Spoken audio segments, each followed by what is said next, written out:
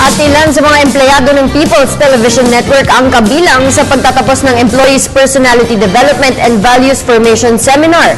Ang naturang okasyon ay pinangunahan ni na PCOO Undersecretary George Cilianco at PTV General Manager Cleo Dongaas. Kabilang din sa dumalo si Ginoong Carlos Pido Aguilar na nagbigay ng mensahe.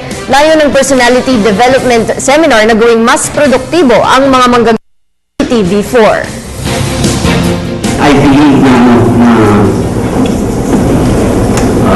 everything that is happening right now in the past year, in the past few months,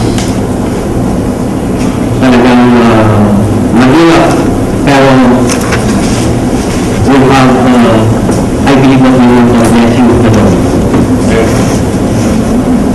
Actually, kung seminar, kumbaga, it was not really planned. On my part, parang hindi ko na hindi ko inlang, hindi ko naisip.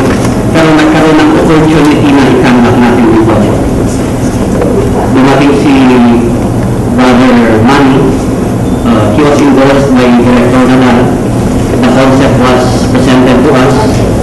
And we believe that it was timely.